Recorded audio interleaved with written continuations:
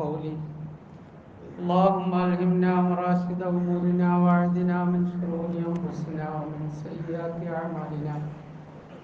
من يهده الله فلا مضل له ومن يضلل فلا هادي له. ونشهد أن لا إله إلا الله وحده لا شريك له. ونشهد أن محمدا عبده ورسوله أرسله بالهدى ودين الحق ليظهره على الدين كله ولو كره المشركون. أما بعد فأعوذ بالله من الشيطان الرجيم. بسم الله الرحمن الرحيم. ولأضلنهم ولأمنينهم ولآمرنهم فليبتكن آذان الأنعام ولآمرنهم فليغيرن خلق الله. من يتخذ الشيطان وليا من دون الله فقد خسر خسرانا مبينا. يعدهم ويمنيهم وما يعدهم الشيطان إلا غرورا. عن أبي هريرة رضي الله تعالى عنه أنه قال قال رسول الله صلى الله عليه وسلم لا يزال الناس يتساءلون حتى يقال هذا خلق الله الخلق ومن خلق الله. فإذا وجد من ذلك شيئا فقل آمنت بالله أو كما قال عليه الصلاة والسلام. صدق الله العظيم وصدق رسوله النبي الكريم ونحن على ذلك من الشاهدين والشاكرين والحمد لله رب العالمين.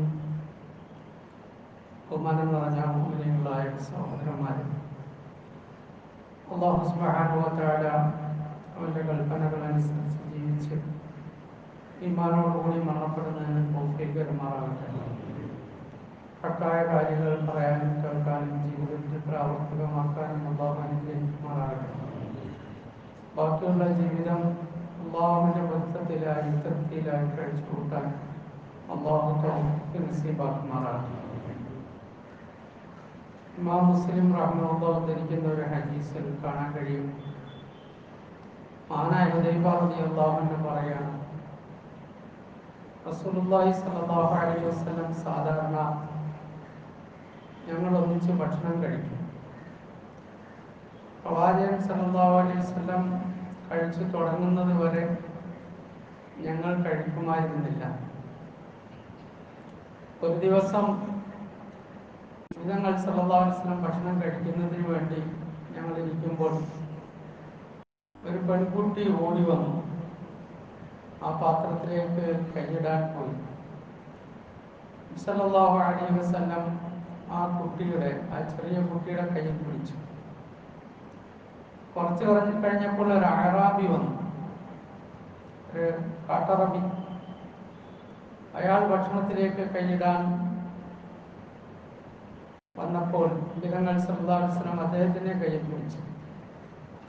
ഈ രണ്ട് കൈയും ഒന്നിച്ച് പിടിച്ചു വെച്ചിട്ട് റസൂലുള്ളാഹി സ്വല്ലല്ലാഹു അലൈഹി വസല്ലം പറഞ്ഞു, ഇന്ന ശൈത്താന ഖദ് ഇസ്തഹല്ല.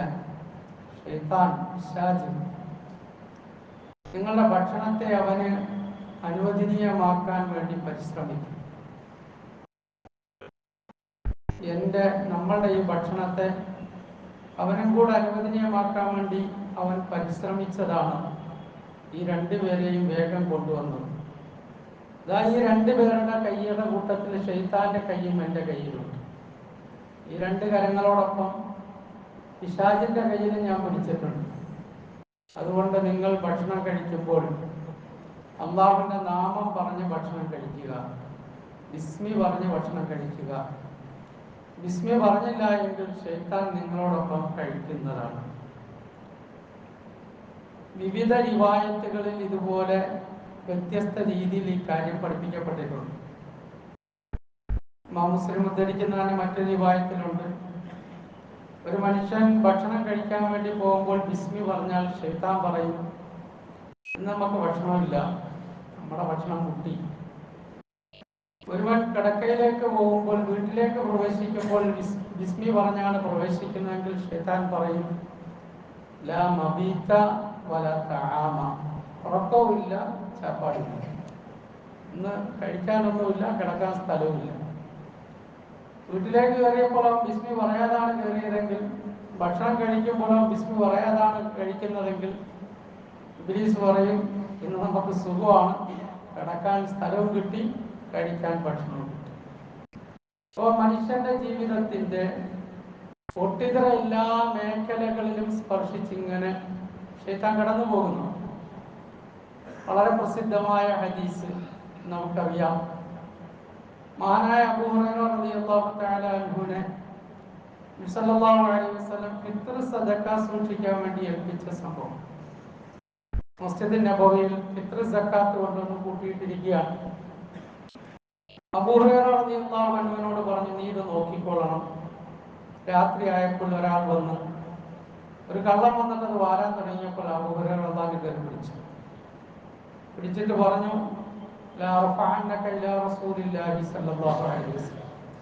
നിന്നെ ഞാൻ നബിതങ്ങളുടെ അടുക്കൽ കൊണ്ടുപോകും. അപ്പോ അവൻ പറഞ്ഞു, ഞാൻ വലിയ പ്രയാസത്തിലുള്ള ആളാണ്, അങ്ങേയറ്റത്തെ പ്രാരാബ്ധമൊക്കെ പറഞ്ഞു, മക്കൾ പട്ടിണിയാണ്, ഭാര്യ പട്ടിണിയാണ്. അബൂ ഹുറൈറ റളിയല്ലാഹു അൻഹു അവനെ വിട്ട് ഒരു വളരെ മാനസികമായി വളരെ കടുപ്പം കാണിക്കാത്ത ഒരു പ്രകൃതമാണ് അബൂ ഹുറൈറ റളിയല്ലാഹു അൻഹു. നബി സല്ലല്ലാഹു അലൈഹി വസല്ലം രാവിലെ ആയപ്പോൾ ചോദിച്ചു, യാ അബൂ ഹുറൈറ അയിന അസീറുക്കൽ ബാരിഹ, നിന്റെ ഇന്നലത്തെ തടവുകാരൻ എവിടെ? പറഞ്ഞു, അല്ലാഹു റസൂൽ സല്ലല്ലാഹു അലൈഹി വസല്ലം എന്നോട് കുറേ കാരണങ്ങൾ ബോധിപ്പിച്ചു, കുറേ ആവലാതി പറഞ്ഞു, ഞാൻ വിട്ടയച്ചു എന്ന് പറഞ്ഞു. നബി സല്ലല്ലാഹു അലൈഹി വസല്ലം പറഞ്ഞു, നീ ശ്രദ്ധിച്ചാൽ ഇന്ന് വരും. അബൂ ഹുറൈറ റളിയല്ലാഹു അൻഹു പറയാണ്, അല്ലാഹു റസൂൽ സല്ലല്ലാഹു അലൈഹി വസല്ലം പറഞ്ഞാൽ പിന്നെ സംശയമില്ല. ഞാൻ കാത്തിരുന്നു, അവൻ വന്നു. രണ്ടാമത്തെ ദിവസവും വരാൻ തുടങ്ങി. ഞാൻ കയറി പിടിച്ചു. ഞാൻ പറഞ്ഞു, നിന്റെ നബി തങ്ങൾ സല്ലല്ലാഹു അലൈഹി വസല്ലം അടുക്കൽ കൊണ്ടുപോകും. അപ്പോഴും ശിക്കായ ഒരുപാട് ആവലാതി, സാധാരണ പറയുന്നതിനേക്കാൾ കൂടുതൽ. അബൂ ഹുറൈറ റളിയല്ലാഹു അൻഹു അത് കേട്ടപ്പോൾ വിട്ടുകളാണ്. രാവിലെ വീണ്ടും നബി തങ്ങൾ സല്ലല്ലാഹു അലൈഹി വസല്ലം ചോദിച്ചു, അയിന അസീറക്കൽ ബാരിഹ, ഇന്നലെ പിടിച്ചതിന്റെ തടവുപുള്ളിയോടെ? അപ്പോഴും പറഞ്ഞു, കുറേ ആവലാതി പറഞ്ഞത് കാരണമായിട്ട് ഞാൻ അയാളെ വിട്ടുകളഞ്ഞു. സല്ലല്ലാഹു അലൈഹി വസല്ലം പറഞ്ഞു, നീ ശ്രദ്ധിക്കാൻ ഇന്നും വരും. അപ്പൊ സ്വാഭാവികമായിട്ടും മൂന്നാമത്തെ ദിവസവും പ്രതീക്ഷിച്ചിരുന്നു. മൂന്നാമത്തെ ദിവസം ഇതുപോലെ വന്ന് പിടിച്ചപ്പോൾ അബൂ ഹുറൈറ റളിയല്ലാഹു അൻഹു പറഞ്ഞു, ഇനി നിന്റെ കാരണങ്ങളൊന്നും സ്വീകരിക്കുകയില്ല, നിന്നെ നബി സല്ലല്ലാഹു അലൈഹി വസല്ലം തങ്ങളുടെ കോടതിയിൽ ഞാൻ എത്തിക്കുക തന്നെ ചെയ്യും. അപ്പോൾ പറഞ്ഞു, ഞാൻ നിനക്ക് പ്രയോജനപ്രദമായ ഒരു അറിവ്, ഒരു കാര്യം പഠിപ്പിച്ചു തരാം, അതുകൊണ്ട് നിനക്ക് ഉപകാരം ഉണ്ടാവും. അത് നീ ചെയ്താൽ ഇങ്ങനത്തെ യാതൊരു ഇടങ്ങാറും നിനക്ക് വരില്ല, ഒരു കള്ളനും വരില്ല, ഒരു പിശാചും വരില്ല. നീ നിന്റെ വിരിപ്പിലേക്ക് പോകുമ്പോൾ ആയത്തുൽ കുർസി ഓതിയാൽ മതി. രാവിലെ ആയപ്പോ അപ്പോൾ ഒരു എൽമ കിട്ടിയതല്ലേ, അപ്പോൾ അയാളെ വിട്ടു. രാവിലെ ആയപ്പോൾ നബി സല്ലല്ലാഹു അലൈഹി വസല്ലം തങ്ങൾ ചോദിച്ചു, എവിടെ നിന്റെ തടവുകാരൻ? അബൂ ഹുറൈറ റളിയല്ലാഹു അൻഹു ഈ സംഭവം പറഞ്ഞു കേൾപ്പിച്ചു, എനിക്ക് ഇങ്ങനെ ഒരു കാര്യം പഠിപ്പിച്ചു തന്നു, അതുകൊണ്ട് ഞാൻ വിട്ടു. നബി സല്ലല്ലാഹു അലൈഹി വസല്ലം പറഞ്ഞു, ആ പറഞ്ഞ കാര്യം സത്യമാണ്, ഓ കദൂബൻ, പക്ഷെ പറഞ്ഞവൻ കള്ളനാണ്. കള്ളന്മാരും ചിലപ്പോൾ സത്യം പറയുന്നു. കള്ളന്മാരും അക്രമികളൊക്കെ എപ്പോഴും കള്ളത്തരം പറയില്ല, ഇടയ്ക്കിടയ്ക്ക് സത്യം പറയും. അവൻ പറഞ്ഞത് സത്യമാണ്, അവൻ കള്ളനാണ്. അവൻ ആരാണെന്ന് നിനക്ക് അറിയാവോന്ന് ചോദിച്ചു. 3 ദിവസമായിട്ട് വന്ന് ഈ സക്കാത്തിന് മുതൽ വാരിക്കൊണ്ട് പോകാൻ വന്നവൻ ആരാണെന്ന് അറിയോ? അത് ഇബ്ലീസാണെന്ന് പറഞ്ഞു. ഷെയ്ത്താനാണ്. അതിന് ഭാര്യ മക്കളൊന്നും ഉണ്ടായിട്ടൊന്നുമല്ല, ഇത് മോഷ്ടിച്ചുകൊണ്ട് പോകാൻ വന്നാണ് സക്കാത്തിന്റെ.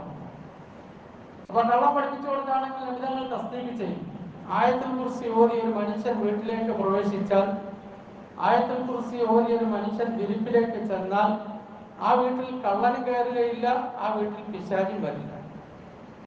ഒരു വലിയ സാമ്പത്തിക ശേഷിയുള്ള ഒരാളൊരിക്കൽ എൻ്റെ അടുത്ത് പറഞ്ഞു, ദീനിയായ മനുഷ്യനാണ്, ഞാനൊരു സെക്യൂരിറ്റിയെ വെക്കാറില്ല, എനിക്കല്ല ഉറപ്പുണ്ട്, ആയത്തുൽ കുർസി ഓതി കഥ അടയ്ക്കും. ഇത്രയും കാലമായിട്ട് ഒരു കള്ളൻ എൻ്റെ വീട്ടുമുറ്റത്തൂടെ പോലും പോയിട്ടില്ല. ഇതൊരു മനുഷ്യന്റെ സെക്യൂരിറ്റി വെക്കുന്നതിന് കുഴപ്പമൊന്നുമില്ല, ക്യാമറ വെക്കുന്നതിന് കുഴപ്പമൊന്നുമില്ല. പക്ഷെ അത് ഓരോ മനുഷ്യരുടെ ഈമാനിന്റെ ശക്തിയോ അല്ലെങ്കിൽ അവരുടെ അള്ളാഹുമായിട്ടുള്ള ബന്ധമാണ്. എന്തായാലും വിധങ്ങൾ സല്ലല്ലാഹു പറഞ്ഞ കാര്യം ഹക്കാണ്, ഒന്നും പേടിക്കേണ്ടതില്ല ഒരു മനുഷ്യൻ ആയത്തുൽ കുർസി ഓതിയാൽ. അപ്പോ നമ്മുടെ ജീവിതത്തിന്റെ എല്ലാ മേഖലകളും, അത് നമ്മുടെ ഉറക്കമാണെങ്കിലും ഉണർവാണെങ്കിലും, ഏതുവരെ വിധങ്ങൾ സല്ലല്ലാഹു അലൈഹി വസല്ലം പറഞ്ഞു, നിങ്ങൾ നിങ്ങളുടെ ഇണയെ സമീപിക്കുകയാണെങ്കിൽ ആ സമയത്ത് പോലും അല്ലാഹുമ്മ ജന്നിബിന ശൈത്താൻ വജന്നിബി ശൈത്താന ബിമാ റസഖതനാ എന്ന ദുആ പറയാൻ പറഞ്ഞു.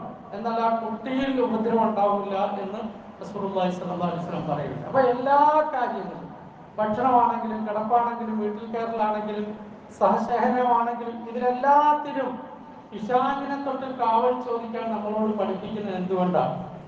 അവൻ നമ്മളെ വഴിപഴപ്പിക്കാൻ എപ്പോഴും ജാഗ്രതയോടുകൂടി ഇരിക്കുന്നത് കൊണ്ടാണ്. പക്ഷേ കഴിഞ്ഞ ആഴ്ച സൂചിപ്പിച്ചതുപോലെ, അതിനു മുമ്പ് പറഞ്ഞതുപോലെ, ശൈത്താൻ നമ്മളുടെ ഒരു അധികാരമില്ല. ഖുർആൻ അല്ലാഹു തആല ഇബ്നു ജൗസി റഹ്മത്തുള്ളാഹി പറയുന്നുണ്ട്, നമ്മളെ സൃഷ്ടിച്ചതും ദുർബലരായിട്ടാണ്. ഖുലിഖൽ ഇൻസാനു ദഈഫ, മനുഷ്യനെ അല്ലാഹു തആല സൃഷ്ടിച്ചത് ബലഹീനനായിട്ടാണ്. നമ്മൾ വലിയ വലിയ ആൾക്കാരാണെന്ന് വിചാരിക്കുന്നെങ്കിലും വെറുതെയാണ്. നമ്മളെ ബലഹീനനായിട്ടാണ് അല്ലാഹു സൃഷ്ടിച്ചത്. പിന്നെ കൈദ ശൈത്താനിക്കാന ദഈഫ, ശൈത്താന്റെ കുതന്ത്രവും ബലഹീനമാണ്. നമ്മുടെ മേലെ ഒരു സൽത്തനത്തില്ല, ഒരു അധികാരമൊന്നും കൊടുത്തിട്ടില്ല, നമ്മളെ അടിച്ചിരിച്ചാൽ കൊണ്ടുപോകാൻ അതില്ല. അപ്പൊ ഈ രണ്ട് ദുർബലന്മാരെ ഏറ്റുമുട്ടിയാൽ ആരായിരിക്കും വിജയിക്കുന്നത്? ആരെയാണോ സഹായിക്കാനാണുള്ളത് അയാൾ വിജയിക്കും. അതുകൊണ്ടാണ് മുഅ്മിനീങ്ങളോട് പറഞ്ഞത്, അല്ലാഹുവോട് കാവൽ ചോദിക്കാൻ പറഞ്ഞു എല്ലാ കാര്യങ്ങളിലും, ജാഗ്രതയോടുകൂടി ജീവിക്കാൻ പറഞ്ഞു എല്ലാ കാര്യങ്ങളിലും, എല്ലാ രംഗങ്ങളിലും. അപ്പോൾ ശൈത്താന്റെ കുതന്ത്രങ്ങൾ നിങ്ങളെ വഴികെടുത്തുകയില്ല എന്ന് പറഞ്ഞു. എന്നാൽ ശൈത്താന്റെ കുതന്ത്രങ്ങൾ എത്രത്തോളം ലോകത്ത് സ്വാധീനം ചെലുത്തിയിട്ടുണ്ടെന്ന് ചോദിച്ചാൽ, ഒരു കാലഘട്ടത്തെ ഇസ്ലാമിക ചരിത്രം പഠിച്ചാൽ, ആദ്യ നൂറ്റാണ്ടുകൾക്ക് തൊട്ടടുത്ത് വന്ന കാലഘട്ടത്തെ ചരിത്രം പഠിച്ചാൽ, ഇസ്ലാമിക ലോകത്ത് തന്നെ ഒരുപാട് അവാന്തര വിഭാഗങ്ങൾ ഉണ്ടായിട്ടുണ്ട്. അതൊന്നും അതിന്റെ ഒരു വിശദീകരണമൊന്നും പറയേണ്ട കാര്യമില്ല. ഒരുപാട് അവാന്തര വിഭാഗങ്ങൾ. ഈ അവാന്തര വിഭാഗങ്ങളൊക്കെ ഉണ്ടാകാനുള്ള കാരണം വിശ്വാസത്തിലുള്ളവരുടെ തകർച്ചയാണ്, ഈമാനിലുള്ളവരുടെ തകർച്ചയാണ്. അതെല്ലാം പല വഴിയിൽ കടന്നു വന്നതാണ്. അതിൽ പ്രധാനപ്പെട്ട ഒരു വഴി പണ്ഡിതന്മാർ പറയുന്നുണ്ട്, ഗ്രീക്ക് തത്വശാസ്ത്രം, ഫിലോസഫി. അത് ഗ്രീക്ക് യൂനാനി ഭാഷയിലുള്ള ഒരു സംഭവമാണ്. അത് അറബിയിലേക്ക് ട്രാൻസ്ലേറ്റ് ചെയ്യുകയും അത് ഇസ്ലാമിക ലോകത്തെത്തുകയും ചെയ്തപ്പോൾ അതിനെ വിശ്വാസവുമായി കൂട്ടിക്കലർത്തി ഒരു കാലഘട്ടത്തിൽ ഇസ്ലാമിക ലോകത്ത് വലിയ രീതിയിലുള്ള വിള്ളലുകൾ തന്നെ സംഭവിച്ചു. എത്രത്തോളം അത് എത്തിയെന്ന് പറഞ്ഞാൽ, ഭരണാധികാരികൾ വരെ, അറിയപ്പെട്ട ഭരണാധികാരികൾ വരെ അത്തരം പിഴച്ച വിശ്വാസങ്ങൾക്ക് അടിമപ്പെട്ടു പോയിരുന്നു. അതുകൊണ്ടാണ് ഇസ്ലാമിക ലോകത്ത് അറിയപ്പെട്ട ഏറ്റവും വലിയ ഇമാമികളൊക്കെ ജയിൽവാസം അനുഭവിക്കേണ്ടി വന്നു. മഹാനായ ഇമാം അഹ്മദ് ബിൻ ഹംബൽ റഹ്മത്തുള്ളാഹി തആലയെ കുറിച്ച് പറയുന്നത് ഇമാമു അഹ്ലുസ് സുന്ന എന്നാണ്. ഇമാമു അഹ്ലുസ് സുന്ന. എന്തുകൊണ്ടാണ് അങ്ങനെ പറയാൻ കാരണം? 4 ഇമാമികളെ നമുക്കറിയാം. അബൂ ഹനീഫ നഅ്മാൻ ബിൻ സാബിത്ത് റഹ്മത്തുള്ളാഹി തആല, ഇമാം മാലിക് ബിൻ അനസ് റഹ്മത്തുള്ളാഹി തആല, ഇമാം മുഹമ്മദ് ബിൻ ഇദ്രീസ് ശാഫിഈ റഹ്മത്തുള്ളാഹി തആല, ഇമാം അഹ്മദ് ബിൻ ഹംബൽ അശ്ശൈബാനി റഹ്മത്തുള്ളാഹി തആല. 4 മദ്ഹബിന്റെ പ്രധാനപ്പെട്ട ഇമാമികളാണ്. നമ്മൾ ഷാഫി മദ്ഹബ് അനുസരിച്ച് ജീവിക്കുന്നത് പോലെ, അമൽ ചെയ്യുന്നത് പോലെ, ഗൾഫ് നാടുകളിൽ പല സ്ഥലത്തും ഹംബലി, സൗദിയിലൊക്കെ പ്രത്യേകിച്ച് ഹംബലി മദ്ഹബ് അനുസരിച്ച് അമൽ ചെയ്യും. മൊറോക്കോ പോലുള്ള രാജ്യങ്ങളിൽ മാലിക്കി മദ്ഹബാണ്. നമ്മുടെ രാജ്യത്ത് തന്നെ പാകിസ്ഥാൻ അല്ലെങ്കിൽ നമ്മുടെ രാജ്യത്തിന്റെ ഉത്തരേന്ത്യയിലേക്കും അയൽ രാജ്യങ്ങളിലേക്കൊക്കെ പോയാൽ അവിടെ ഹനഫി മദ്ഹബാണ് കൂടുതൽ. ഈ 4 മദ്ഹബിനെ ഇമാമികളെ ഫോളോ ചെയ്താണ് പൊതുവെ അമൽ ചെയ്യുന്നത്, അമലിയായ കാര്യങ്ങളിൽ പ്രവർത്തിക്കുന്നത്. എന്നാൽ ഇമാം അഹ്മദ് ബിൻ ഹംബൽ റഹ്മത്തുള്ളാഹി ഇങ്ങനൊരു പേര് വരാൻ കാരണം, വിശ്വാസ സംബന്ധമായ കാര്യങ്ങളിൽ വീഴ്ച വന്ന ആൾക്കാർക്കെതിരെ വലിയ ശക്തമായി നിലകൊണ്ടയാളാണ്. അത് ആ കാലഘട്ടത്തിലെ ഭരണാധികാരിയായിരുന്നു. പക്ഷെ ഭരണാധികാരിക്കെതിരിൽ അദ്ദേഹം ഉറച്ചു നിന്നു. ജനങ്ങളെ ഇളക്കി വിട്ടില്ല. അത് പാടില്ല എന്നുള്ളതാണ് ഇസ്ലാമിക കൽപ്പന. അതുകൊണ്ട് ഈ നിയമങ്ങൾ പറഞ്ഞുകൊണ്ടേയിരുന്നു. അതിൽ നിന്നും അദ്ദേഹത്തെ പിന്തിരിപ്പിക്കാൻ വേണ്ടി കഠിനമായ പീഡനങ്ങൾക്ക് വിധേയമാക്കി. അതിലേറ്റവും പ്രധാനപ്പെട്ട ഒരു വിഷയമാണ് പരിശുദ്ധമായ ഖുർആൻ, അള്ളാഹുവിന്റെ കലാം. ഖുർആൻ എന്താണ്? ഖുർആൻ എന്താ? അള്ളാഹുവിന്റെ കലാം. അള്ളാഹുവിന്റെ കലാം എന്ന് പറഞ്ഞാൽ അള്ളാഹുവിന്റെ സംസാരം, അള്ളാഹുവിന്റെ മൊഴികളാണ്, അള്ളാഹുവിന്റെ സംസാരമാണ്. അപ്പൊ ഈ അള്ളാഹുവിന്റെ കലാമിനെ കുറിച്ച് അക്കാലഘട്ടത്തില് ഈ വന്ന ആൾക്കാർ അവരെന്താ ചെയ്യണമെന്നറിയോ? അവർക്ക് ഖുർആനിലെ ഹദീസിലെ ഒരു കാര്യം വന്നാൽ അത് ബുദ്ധിക്ക് യോജിക്കുന്നെങ്കിൽ മാത്രമേ അവർ സ്വീകരിക്കുള്ളൂ. ബുദ്ധിക്ക് യോജിക്കാത്തൊക്കെ അങ്ങോട്ട് മാറ്റി വെക്കും. അങ്ങനെയാണ് ഈ അവാന്തര വിഭാഗങ്ങളൊക്കെ കടന്നു കയറി വന്നത്. അപ്പോൾ അള്ളാഹുവിന്റെ കലാമിനെ കുറിച്ച് പറഞ്ഞ് അതൊരു മഖ്ലൂഖാണ്, അതൊരു സൃഷ്ടിയാണ്. അള്ളാഹുവിന്റെ കലാം അള്ളാഹുവിന്റെ ഒരു വിശേഷണമാണ്. അള്ളാഹുവിന്റെ വിശേഷണം അള്ളാഹുവിന്റെ അസ്തിത്വത്തിൽ ബന്ധപ്പെട്ടതാണ്. അത് ഖദീമാണ്, അത് സൃഷ്ടിയല്ല, അത് അള്ളാഹുവിന്റെ വിശേഷണമാണ്. അപ്പൊ എന്റെ ഈ ശരീരം അതെന്റെ വിശേഷണമാണ്, എന്റെ സംസാരം എന്റെ വിശേഷണമാണ്. അള്ളാഹുവിന്റെ അസ്തിത്വത്തിന്റെ രൂപവും കൈഫിയത്തും ആർക്കും അറിയില്ല, ദുനിയാവിൽ അറിയാൻ കഴിയുകയില്ല. അതുപോലെ അള്ളാഹുവിന്റെ കലാമിന്റെ രൂപവും ശൈലിയൊന്നും നമുക്കറിയില്ല. പക്ഷെ അള്ളാഹുവിന്റെ കലാം അത് അള്ളാഹുവിന്റെ ദാത്തിൽ അസ്തിത്വത്തിൽ രേഖപ്പെടുത്തിയതാണ്. അതിനെക്കുറിച്ച് അള്ളാഹുവിന്റെ അസ്തിത്വത്തെ കുറിച്ച് കൂടുതൽ ചർച്ച ചെയ്യാൻ പാടില്ല. അത് നബി തങ്ങൾ സല്ലല്ലാഹു അലൈഹി വസല്ലം പറഞ്ഞു, വല തഫക്കറു ഫീ ദാത്തില്ല, നിങ്ങൾ അള്ളാഹുവിന്റെ അസ്തിത്വത്തിൽ ചിന്തിക്കരുത്. കാരണം നമ്മുടെ ബുദ്ധിക്ക് ചിന്തയ്ക്ക് രൂപപ്പെടുത്താൻ കഴിയുന്നതല്ല അള്ളാഹുവിന്റെ അസ്തിത്വം, അതിന്റെ അപ്പുറത്താണ്. അങ്ങനെയുള്ള എത്ര എത്ര കാര്യങ്ങൾ. അതുകൊണ്ടാണ് ഖുർആൻ തുടക്കത്തിൽ തന്നെ നമ്മളോട് പറഞ്ഞത് അല്ലദീന യുമിനൂന ബിൽ ഗൈബ്, അദൃശ്യമായ കാര്യത്തിൽ വിശ്വസിക്കണമെന്ന് പറഞ്ഞു, മറഞ്ഞ കാര്യത്തിൽ വിശ്വസിക്കണമെന്ന് പറഞ്ഞു. കണ്ടിട്ട് വിശ്വസിക്കുന്നതിന് ഒരു പ്രസക്തിയില്ല, അതെല്ലാവരും വിശ്വസിക്കും. ഖുർആൻ വിശ്വസിച്ചു.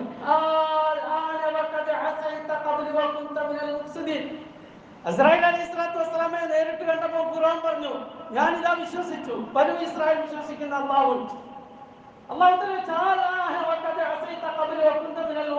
നീ ഇപ്പോഴാണോ വിശ്വസിക്കുന്നത്? ഇത്രയും കാലം കുഴപ്പമുണ്ടാക്കിയിട്ട് ആ വിശ്വാസത്തിന് ഒരു പ്രസക്തിയുമില്ല. റസൂലുള്ളാഹി സ്വല്ലല്ലാഹു അലൈഹി വസല്ലം പറഞ്ഞു, ബഅസിന്റെ ഹാലത്തിലെ ഈമാൻ സ്വീകരിക്കപ്പെടുകയില്ല. ബഅസിന്റെ ഹാലെന്ന് പറഞ്ഞാൽ ഇസ്രായേൽ അലൈഹിസ്സലാത്തു വസ്സലാമയെ നേരിട്ട് കാണുന്ന സന്ദർഭത്തിലുള്ള വിശ്വാസം. അതാരാ വിശ്വസിക്കാത്തത്? അതെല്ലാവരും വിശ്വസിക്കും. അതിന് യാതൊരു പ്രസക്തിയും സ്വീകരിക്കുകയില്ല. ആ സമയത്തെ തൗബയും സ്വീകരിക്കപ്പെടുകയില്ല, ആ സമയത്തെ ഈമാനും സ്വീകരിക്കപ്പെടുകയില്ല. മറഞ്ഞ രീതിയിൽ അല്ലാഹുവും റസൂലും എന്തെല്ലാം പറഞ്ഞു അങ്ങനെ തന്നെ വിശ്വസിക്കണം. കണ്ണടച്ച് അന്ധമായി വിശ്വസിക്കണം. അന്ധമായി വിശ്വസിക്കേണ്ട ആരെ മാത്രമാണ്? അല്ലാഹുവിനെ റസൂലിനെ മാത്രമാണ്, അല്ല ആരെയും അന്ധമായി വിശ്വസിക്കാൻ പാടില്ല. ഇമാം മാലിക് റഹ്മത്തുള്ളാഹി തആല അലൈഹി ഒരിക്കൽ ഒരു കാര്യം പറഞ്ഞപ്പോൾ മഹാനായ റസൂലുള്ളാഹി സ്വല്ലല്ലാഹു അലൈഹി വസല്ലമയുടെ ഖബർ ചൂണ്ടിക്കാണിച്ചുകൊണ്ട് പറഞ്ഞു, കുല്ലൻ യഖുദു വയത്രു, എല്ലാവരുടെ വാക്കുകളും നമ്മൾ സ്വീകരിക്കുകയും ചെയ്യും, നമ്മൾ തള്ളിക്കളയുകയും ചെയ്യും. ഇല്ല സാഹിബ ഹാദൽ ഖബർ, ഈ ഖബറിലുള്ളവരുടെ ഒഴിച്ച്, ഈ ഖബറിലുള്ളവരുടെ ഒഴിച്ച് ബാക്കി എല്ലാവരുടെ വാക്കുകളും നമ്മൾ സ്വീകരിക്കുകയും ചെയ്യും, നമ്മൾ തള്ളിക്കളയുകയും ചെയ്യും. പക്ഷെ ഈ ഖബറിലുള്ളവരുടെ വാക്ക് ഒരിക്കലും സ്വീകരിക്കലല്ലാതെ തള്ളിക്കളയില്ല, അതെപ്പോഴും സ്വീകരിക്കേണ്ടതാണ്. അപ്പൊ അങ്ങനെ വിശ്വസിക്കണം. അവിടെയാണ് ഈ ബുദ്ധിക്ക് യോജിക്കാത്തത് വിശ്വസിക്കാതെ കയറി വന്ന ഈ ആൾക്കാർ ഒരുപാട് പ്രതിസന്ധികൾ ഉണ്ടായി. അസിൽ എങ്ങനെ ഈ സംഭവം ഇസ്ലാമിലേക്ക് കടന്നു വന്നു എന്ന് അതിന്റെ ഉള്ളറകൾ പഠിച്ചു പോയാൽ ഒരു പക്ഷേ അതെല്ലാം ഞാൻ വിശദീകരിച്ചാൽ നിങ്ങൾക്ക് എല്ലാവർക്കും ദഹിച്ചെന്ന് വരില്ല, നിങ്ങൾക്ക് ചില ബോറടിക്കും. ഞാൻ അതിലേക്ക് പോകുന്നില്ല. അത് കടന്നു പോയാൽ മനസ്സിലാവും ഇബ്ലീസാണ് ഈ തത്വശാസ്ത്രമൊക്കെ പഠിപ്പിച്ചു കൊടുത്തത്. അതിനെ പതുക്കെ ഇസ്ലാമിലേക്ക് കയറിയപ്പോഴാണ് ഈ അവാന്തര വിഭാഗങ്ങളൊക്കെ ഉണ്ടായത്. അപ്പോ വലിയ കടുത്ത ആൾക്കാരെ പോലും പിടിച്ചു കെട്ടാൻ പാകത്തിന് ഇബ്ലീസ് ചിലപ്പോൾ കളിക്കും. അപ്പൊ അതനുസരിച്ച് ജാഗ്രതയോടുകൂടി ഉമ്മത്ത് നിൽക്കണം. അവിടെയാണ് ഇമാം അഹ്മദ് ബിൻ ഹംബൽ റഹ്മത്തുള്ളാഹി തആല എഴുന്നേറ്റുന്നത്. ആ അവസ്ഥയിൽ പീഡനങ്ങൾ അനുഭവിച്ച് മരണപ്പെട്ടു. അവസാനം ഇമാം അഹ്മദ് ബിൻ ഹംബൽ റഹ്മത്തുള്ളാഹി ജയിലിൽ അടച്ച ഭരണാധികാരി മരണപ്പെടുന്ന സമയത്ത് കാളെ അമർന്നത് പോലെ അമറുകയായിരുന്നു. അയാളോട് ചോദിച്ചു, എന്ത് പറ്റി? പറഞ്ഞു, എന്റെ ശരീരത്തിന്റെ ഒരു ഭാഗത്ത് ഈച്ച വന്നിരുന്നാൽ മല വന്നിരിക്കുന്നത് പോലെ മറ്റേ ഭാഗത്ത് കത്തി കൊണ്ട് മുറിച്ചാൽ പോലും ഒന്നും അറിയുന്നില്ല. അസാബനി ദുആ അഹ്മദ്, അഹ്മദ് ബിൻ ഹംബലിന്റെ ദുആ എന്റെ മേൽ പതിച്ചതാണ് എന്ന്. മാനവർക്ക് വലിയ അവസ്ഥയിലായിരുന്നു അഹ്മദ് ബിൻ ഹംബൽ റഹ്മത്തുള്ളാഹി തആല. ഇങ്ങനെ ഓരോരുത്തരെയും അവരുടെ രീതി അനുസരിച്ച് ഇബ്ലീസ് കൊടുക്കാൻ നോക്കും. മഹാനായ ഇബ്നുൽ ജൗസി റഹ്മത്തുള്ളാഹി തആലയ്ക്ക് പ്രസിദ്ധമായ ഒരു ഗ്രന്ഥമുണ്ട്, തൽബീസ് ഇബ്ലീസ്. അത് കാലഘട്ടത്തിൽ എഴുതിയ ഇബ്ലീസിന്റെ ചതിപ്രയോഗങ്ങൾ. ഞാൻ ആ കിതാബ് കാണുന്നതന്നെ ഇവിടെ വന്നതിന് ശേഷം, ഇവിടെ ഇമാമായതിനു ശേഷം. കേട്ടിട്ടുണ്ട്, കണ്ടിട്ടില്ല. ഒരു ദിവസം പള്ളിയുടെ മുകളിൽ ചെന്നപ്പോൾ കുറെ കിതാബുകൾ അലമാരിൽ അടുക്കി വെച്ചേക്കുന്നു. ഈ കിതാബിന്റെ എത്രയോ വാല്യം 8 10 ഉണ്ടായിരുന്നു.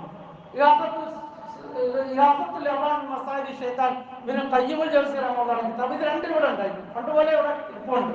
ആരോ അന്നേ വാങ്ങിച്ചു വെച്ചതാണ്. അപ്പൊ ഇബ്ലീസിന്റെ ചതിപ്രയോഗങ്ങളെ കുറിച്ച് പറയുമ്പോൾ എത്ര വലിയ ആളിനെയും എത്ര ചെറിയ ആളിനെയും എത്ര വലിയ ഗൗരവമുള്ളവരെയും ഒക്കെ വേട്ടയാടാനുള്ള ഇബ്ലീസിന്റെ ശ്രമങ്ങളെ കുറിച്ച് പറയുന്നു. അതുകൊണ്ടാണ് ഖുർആൻ അല്ലാഹു പറഞ്ഞത്, അവൻ നിങ്ങളുടെ ശത്രുവാണ്, നിങ്ങൾ അവനെ സൂക്ഷിച്ചു കൊള്ളണം. ഒരു സംഭവം ഞാൻ പറയാം, നമ്മളെല്ലാം പലപ്പോഴും കേട്ടിട്ടുണ്ടാവും. ബനൂ ഇസ്രായേലിൽ നടന്ന ബർസീസ എന്ന് പറയുന്ന ഒരു പണ്ഡിതന്റെ റാഹിബിന്റെ സംഭവം വിവരിക്കുന്നു. അത് ഇമാം ഖുർത്തുബി റഹ്മത്തുള്ളാഹി അദ്ദേഹത്തിന്റെ തഫ്സീറിലും കൊണ്ടുവന്നിട്ടുണ്ട്, പല ഗ്രന്ഥങ്ങളിലുണ്ട്. ഞാൻ ഈ ഗ്രന്ഥത്തിൽ കണ്ട കാര്യം പറയുന്നത്, ബർസീസ് ഒരു കാലഘട്ടത്തിലെ വലിയ ആബിദം, വലിയ പുരോഹിതനാണ്. ജനങ്ങളെല്ലാം നന്മയിലേക്ക് ക്ഷണിക്കുന്ന പ്രത്യേക സത്രം ഒക്കെ കെട്ടി ജനങ്ങൾ ധാരാളമായി വന്നു പോകുന്ന ആളാണ്. അക്കാലഘട്ടത്തിൽ ജീവിച്ചിരുന്ന നല്ല 2-3 സഹോദരങ്ങൾ അവര് അള്ളാഹുവിന്റെ ദീനിന്റെ ജിഹാദിന് വേണ്ടി പുറപ്പെടാൻ വേണ്ടി തീരുമാനിച്ചു.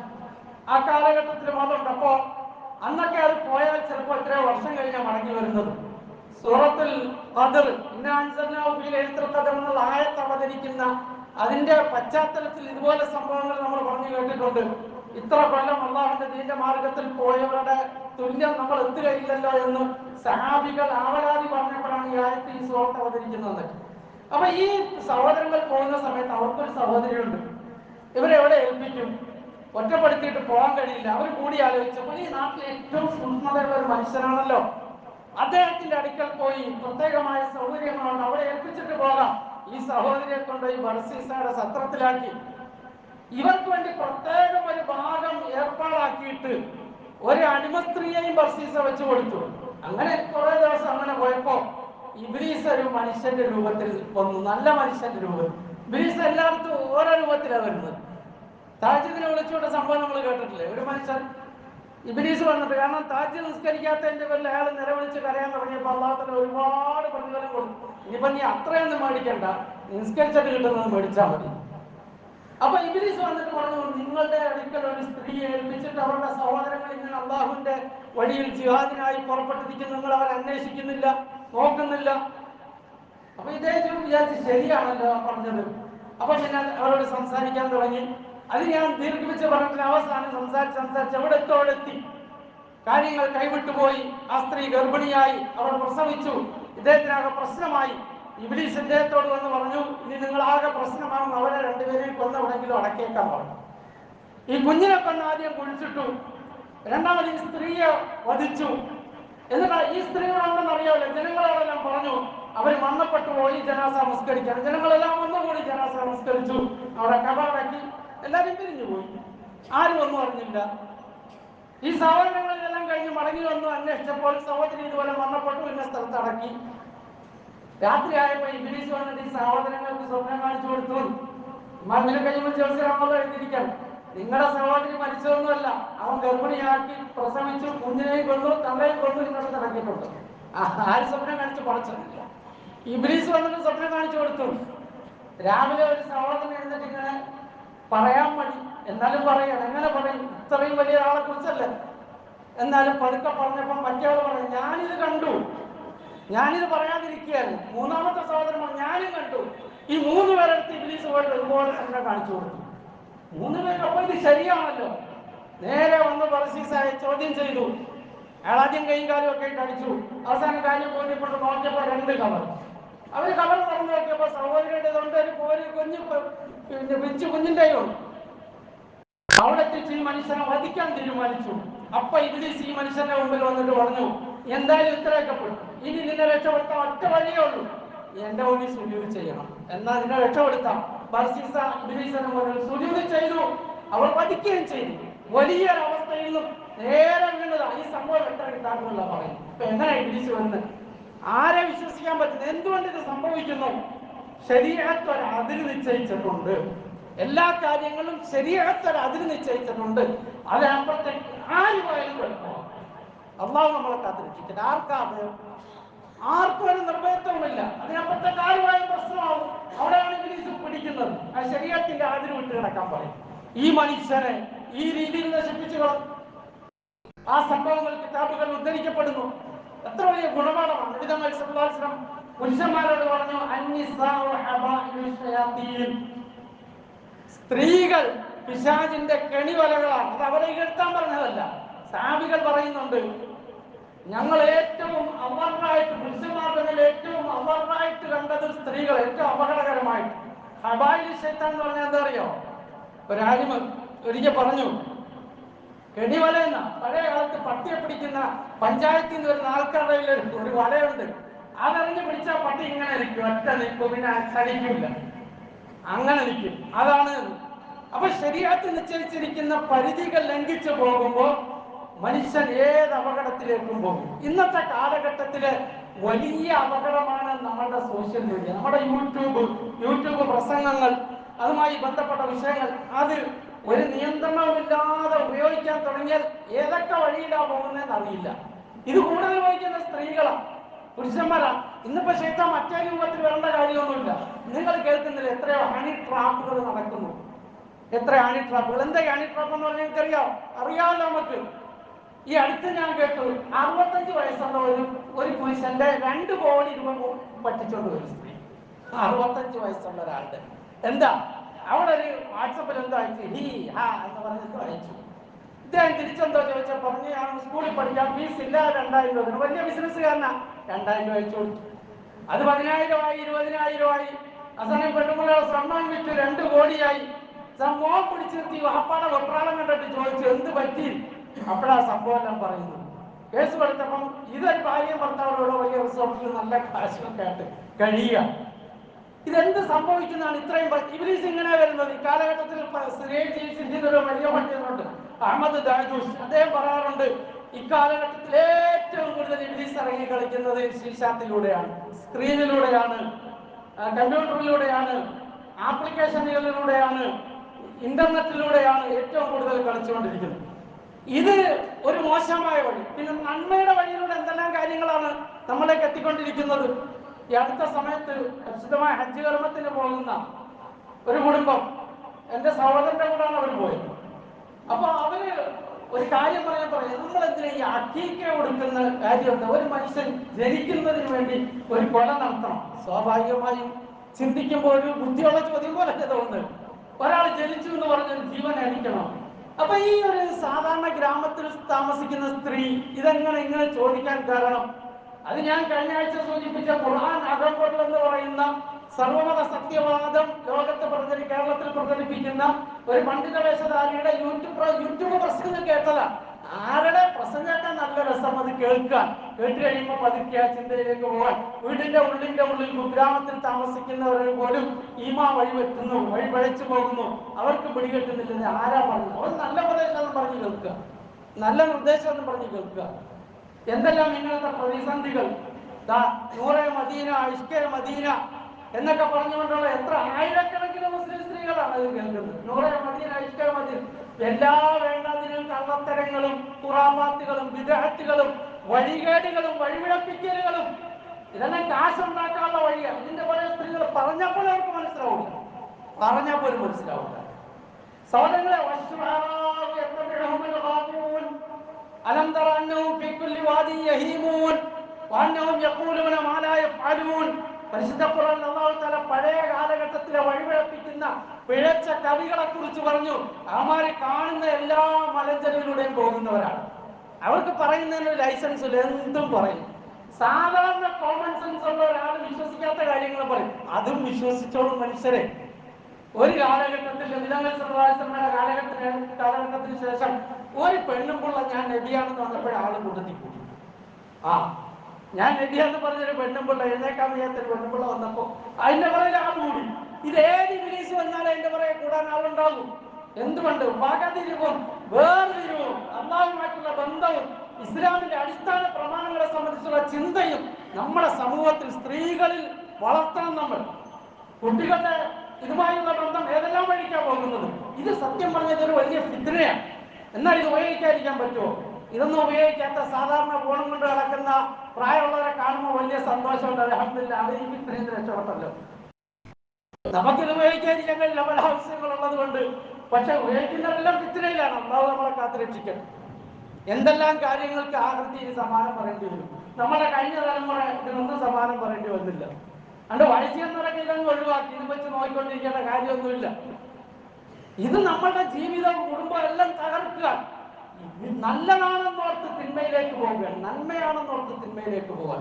വിശ്വാസങ്ങൾ രാഹിത്യം സംഭവിച്ചുകൊണ്ട് വിശ്വാസം അരിഞ്ഞു പോവുകയാണ്, ഇല്ലാതായി പോവുകയാണ്. അന്ധവിശ്വാസങ്ങളും അനാചാരങ്ങളും ചെറുക്കും കുപ്രവും ഒന്നു ചെയ്യുകയാണ്. നമുക്ക് ഉറപ്പുള്ളവർ, നമുക്ക് വിശ്വാസമുള്ളവർ, നമുക്ക് സത്യസന്ധരാണെന്ന് ബോധ്യമുള്ളവർ അവരുടെ ഉപദേശങ്ങളും കേട്ടോട്ടെ, കുഴപ്പമില്ല.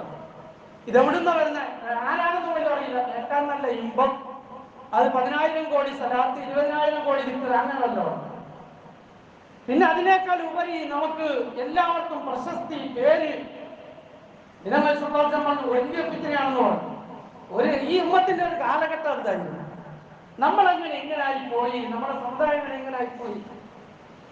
മഹാനായ സയ്യിദുൽ അബ്ദീൻ റളിയല്ലാഹു തആല അൻഹുവിനെ ജനാസ കുളിപ്പിക്കുമ്പോൾ ആ മഹാനവറുകളുടെ അരയിൽ മുഴുവൻ പാലായിരുന്നു. രാത്രി ചാപ്പാടൊക്കെ തോളിൽ ചമന്ന് സാധുക്കൾ കൊണ്ട് കൊടുക്കും, ആരും അറിയാതെ. അദ്ദേഹത്തിന്റെ വഫാത്തിന് ശേഷമാണ് ഇതിനങ്ങളുടെ ഈ പൗത്രൻ ഞങ്ങൾ ഇത്ര കുടുംബങ്ങളെ പോറ്റിയിരുന്നു എന്ന് സ്വന്തം മക്കൾ പോലും അറിയുന്നത്. അത്രത്തോളം സൂക്ഷ്മത പാലിച്ചിരുന്ന ഒരു കാലഘട്ടത്തിൽ നിന്നും നമ്മളിന്ന് 10 രൂപ കൊടുത്താൽ 4 പേര് കാണാതെ കൊടുക്കില്ല. അത് ഇംഗ്ലീഷ് നേരെ പിടിച്ച് ഇവിടെ വെച്ച് തന്നെ തീർത്തു. പൊതുവായ കാര്യങ്ങൾക്ക് പൊതുവായി കൊടുക്കുന്നത് ഒരു കുഴപ്പമില്ല. പക്ഷെ എല്ലാ നന്മയും എങ്ങനെയായി മാറി? അതിന് സലാത്തി അല്ലിക്കലും അങ്ങനെ, ദിക്രി അല്ലലും അങ്ങനെ, പിന്നെ വല്ലവർക്ക് പാവങ്ങൾക്കെല്ലാം കൊടുക്കുന്നെങ്കിലും അങ്ങനെ. ഫോട്ടോ എടുത്ത് ശരിയല്ല, പിടിച്ചു മേടിച്ച് തിരിച്ചു എത്തി വീണ്ടും 2 ഫോട്ടോ എടുത്തിട്ട് കൊടുക്കണം. ആ പാവപ്പെട്ടവനെ ലോകം മൊത്തം കാണിക്കും, എന്നാലേ നമുക്ക് തൃപ്തിയുള്ളൂ. അതായിരുന്നോ നമ്മുടെ ഇസ്ലാം? അങ്ങനെയായിരുന്നോ പ്രവാചകൻ സല്ലല്ലാഹു അലൈഹി വസല്ലം പഠിപ്പിച്ചത്? അതായിരുന്നു നമ്മുടെ ഖൈറുൽ ഖുർആനിന്റെ ഒരു സംസ്കാരം, ഒരു ശൈലി, ഒരു രീതി? ഇതിലെവിടെയാണ് നമുക്ക് ആഹത്തി കൂടി കിട്ടുന്നത്? നിങ്ങൾ ആർക്ക് വേണ്ടി ചെയ്ത് അവിടെ പോയി മേടിച്ചോ എന്ന് പറയുമെന്ന് അല്ലാഹു തആല പറഞ്ഞതായിട്ട് സയ്യിദുനാ റസൂലുള്ളാഹി സ്വല്ലല്ലാഹു അലൈഹി വസല്ലം പറഞ്ഞു. പിന്നെ എന്റെ ഫോട്ടോ വരണം, പിന്നെ എനിക്ക് ലൈക്ക് കിട്ടണം, എന്റെ പിന്നിൽ ഇത്ര ആളുണ്ടാകണം, എന്നെ ഫോളോ ചെയ്യുന്ന ആൾക്കാരുണ്ടാകണം.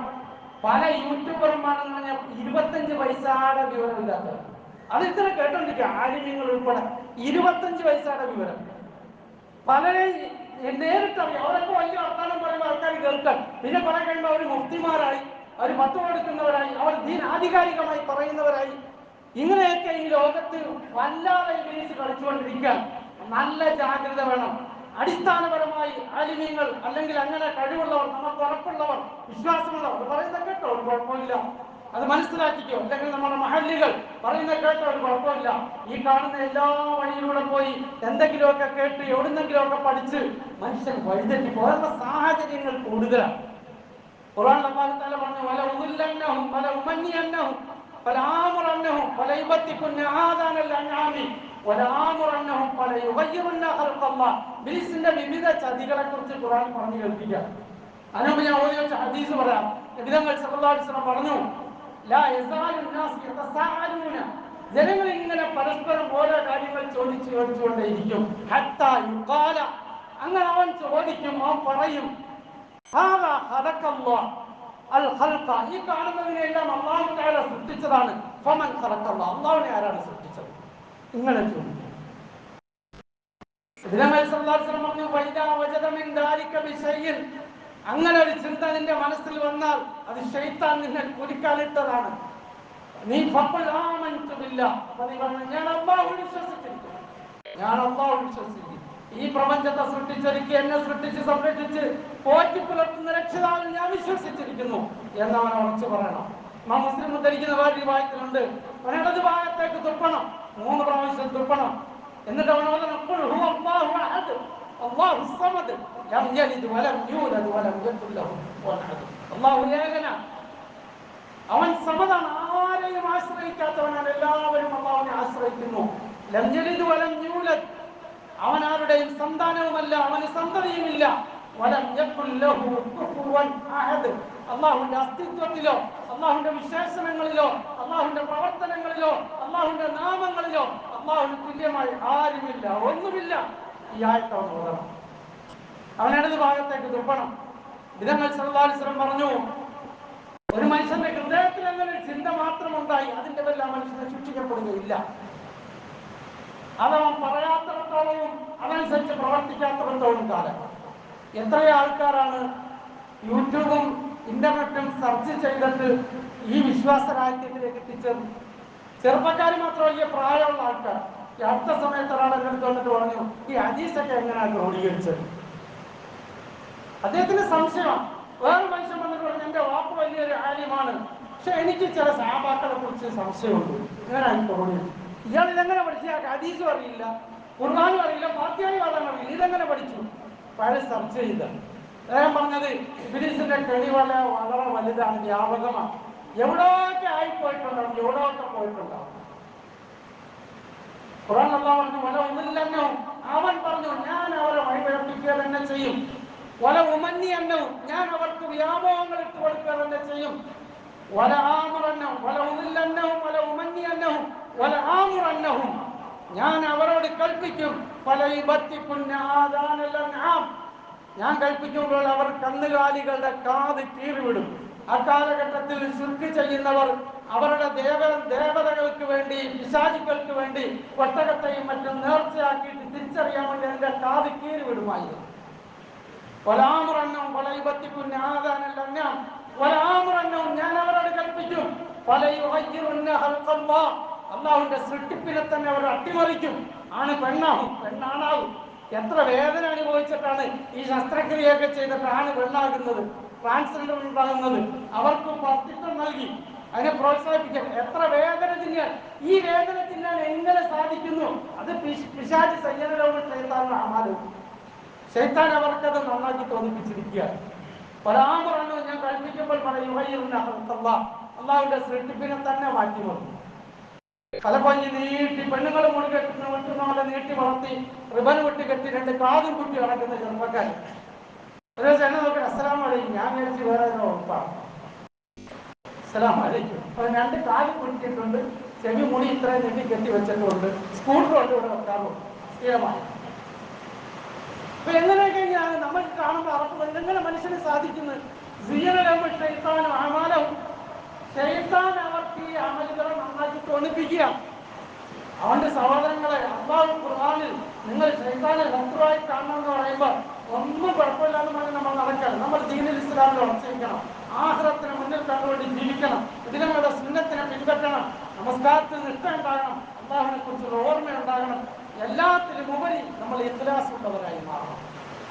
ഞാൻ എന്നോട് കൂടി പറയാം, ഇഖ്ലാസ് ഉള്ളവരുടെ മേൽ ശൈത്താന് സ്വാധീനം ഉണ്ടാകുകയില്ല എന്ന് ഖുർആൻ അല്ലാഹു പറഞ്ഞു.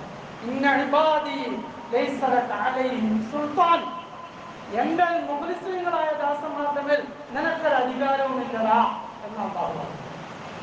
അതുകൊണ്ട് ഏത് കാര്യം ചെയ്താലും ചെറുതായിട്ട് വലുതായിട്ട് അല്ലാഹുവിന്റെ പൊരുത്തത്തിന് വേണ്ടി ചെയ്യണം. അല്ലാഹു റബ്ബുൽ ആലമീൻ അവന്റെ അപാരമായ കൃപ കൊണ്ട് നമുക്കും നമ്മുടെ അഹലുകാർക്കും മുഴുവൻ മോമിനീയങ്ങൾക്കും മുഖ്ലിസീങ്ങളായി ജീവിച്ച് ഇഖ്ലാസോടെ അല്ലാഹുവിനെ കണ്ടുമുട്ടാനുള്ള തൗഫീഖ് നസീബാക്കുമാറാകട്ടെ.